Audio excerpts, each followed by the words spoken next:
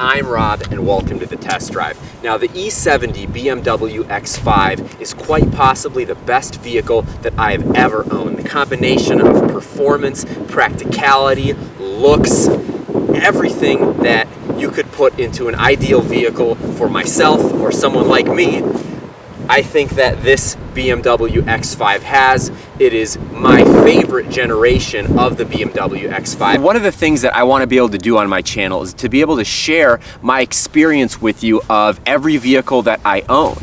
And I'm at an interesting point with this X5 here because I purchased it certified pre-owned with 40,000 miles on it. I currently have a little over 56,000 on it now, and I'm at the point where it has a lot of problems.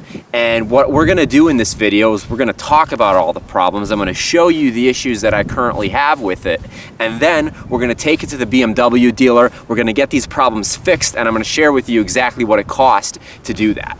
Now, there may be people that watch this video that think these aren't real issues or these aren't major problems or anything like that. And my thing is, I want to be able to share every detail of the ownership experience with you, whether the issue is big or small or just a matter of preference. It's still something that I want to be able to share with you. Now, my X5 has the inline 6-cylinder turbo diesel engine. It puts out 265 horsepower, 425 pound-feet of torque. Absolutely awesome, especially from the torque standpoint. It really combines efficiency with power and really propels this thing. I mean, it does perform very well for a vehicle of its weight and size, and the fact that it is a 6-cylinder and not a V8. So I absolutely love the performance. It's paired to the 6-speed automatic transmission, although from 2014 on, this engine is paired with the 8-speed transmission, which is also very nice, allows it to get better fuel economy, but I still love this 6-speed.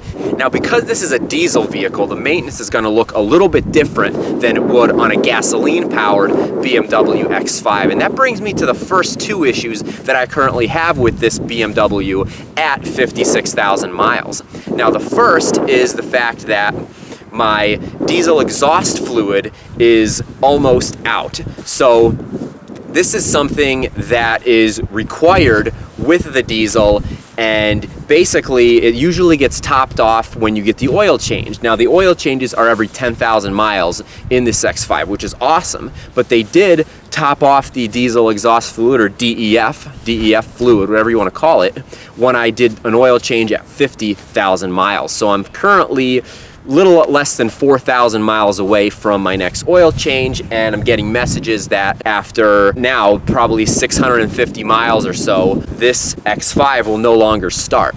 Now, that's not a very big deal for me because I live maybe 30 minutes from a BMW dealer, so I can go there even on a whim. I don't really have to make an appointment, and I can get that topped off and I can go along my way. But there are people that live hours from a BMW dealer that don't necessarily have the ability to do that, and it's not the easiest thing to top off on your own in this X5. Now, there are some diesel BMW vehicles that have a nozzle in the fuel door where you can actually add diesel exhaust fluid very easily.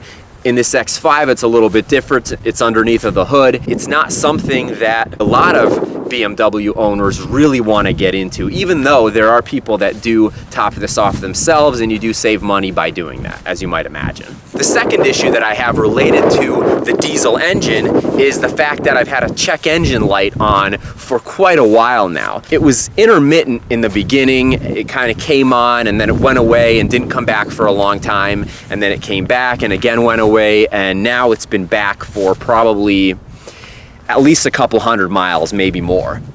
So I don't really know exactly what it is. I haven't had the code read. I was going to do that, but I figured I have a couple other things that I need to get done, so I'm just gonna schedule an appointment with my BMW dealer, bring it in, have them take a look at it. Now, the third issue is kind of a stupid one in my opinion, and that is the nozzle where wiper fluid sprays onto the rear window is completely broken. I mean, it doesn't work at all. It just kind of stopped working, and I tried seeing if there's anything blocking it. It doesn't really look like that's the case. I get this thing washed constantly, so you know, I really don't know what the problem is, and it's probably something that is going to require some type of replacement, or maybe they can go in and fix it. I don't really know. Obviously we're going to find out after, but it's just another very small issue that I have. Hasn't really been a big deal. Now the fourth issue I have is the fact that the paint on each and every one of my center caps is getting completely eroded, worn away. I mean, basically these center caps are just turning white. They all really look terrible,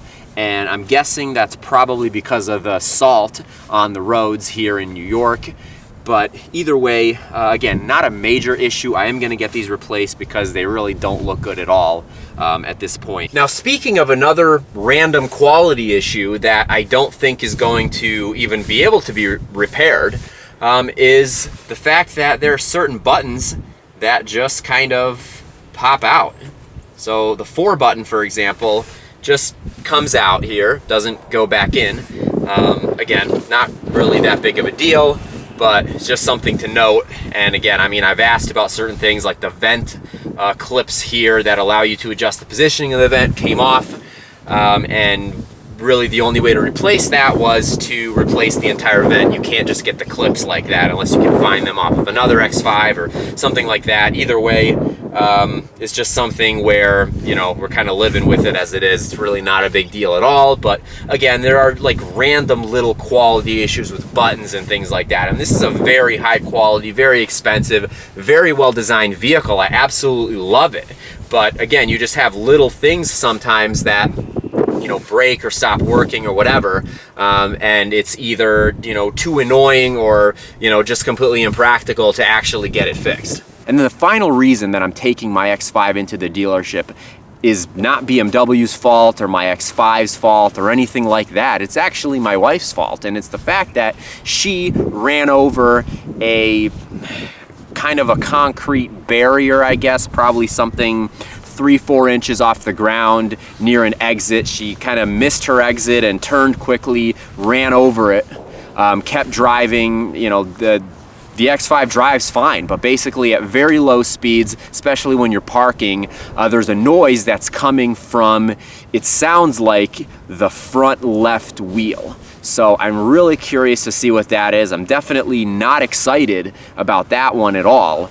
But it's something that's going to need to be fixed. I'm going to try to get the noise on camera here so you can see it, if it's actually audible from the outside of the car. I'll try from the inside as well, but that's another issue that's going to have to get resolved in this visit to the dealership.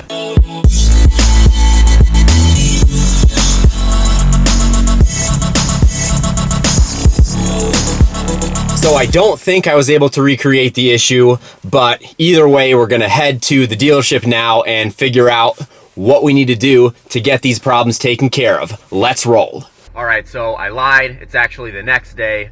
I just knew I wasn't gonna have time to film the beginning part of this video before the service appointment. So I'm in the car now. We're gonna go to the service appointment, and to make it up to you guys, we're gonna do a POV drive. I'm gonna take some back roads instead of the expressways that I would normally be taking.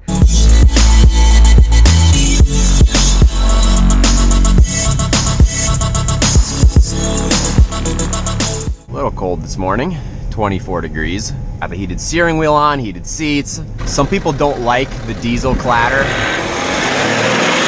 but I really love it.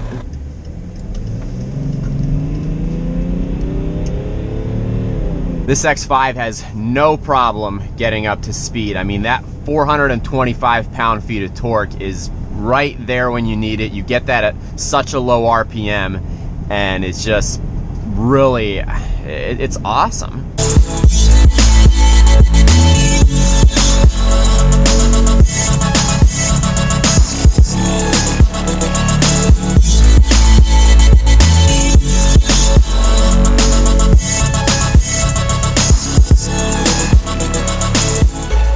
I wish we had more fun roads in New York.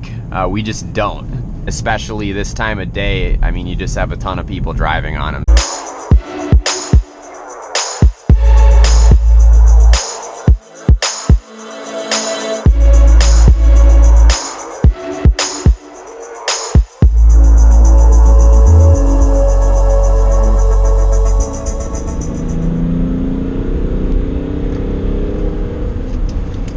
So it's now the next day. They ended up having to keep my X5 overnight. So I just got it back and everything, for the most part, has been fixed. So first we'll start with the simple stuff. The rear wiper fluid issue, they tried to kind of diagnose it. It sprays a little bit of wiper fluid and then it just kind of doesn't spray anything more, and it's really weak. They weren't really able to figure out what the problem is just by, you know, kind of simply trying to, you know, play with it and test it and hook it up to the equipment that they use and all of that.